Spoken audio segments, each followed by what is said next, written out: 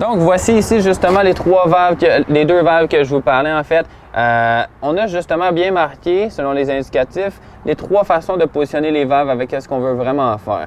Donc, en fait, la valve de gauche va nous décrire en fait les trois chiffres qui sont là, premièrement, 1, 2 et 3. Puis la deuxième valve va nous décrire les trois chiffres ailleurs, qui sont 4, 5 et 6. Donc, en fait, qu'est-ce qu'on veut faire, c'est que, mettons, si je veux justement l'eau directement du camping, il va falloir que je positionne mes valves comme inscrit ici, eau direct, 2 et 6. Donc, la valve de gauche va aller à 2 et la valve de droite va aller à 6 vers la droite. Donc, avec mes valves étant positionnées comme ça, quand que je viens pour brancher ma hose à eau ici, c'est l'eau du camping qui va bien se rendre partout, douche, toilette, lavabo, etc.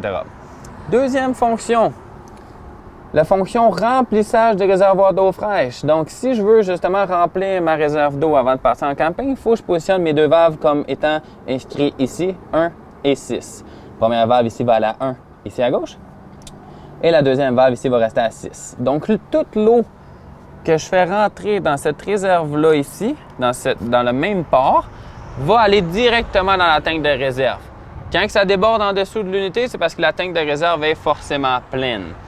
Ensuite de ça, on a justement le troisième mode avec lequel on va venir justement positionner nos valves juste ici. Mode pompe à eau qui est inscrit ici 3 et 5. Donc le mode pompe à eau 3 et 5, c'est vraiment quand je veux utiliser cette réserve d'eau fraîche-là. Donc il va falloir que je positionne mes valves en 3 et 5.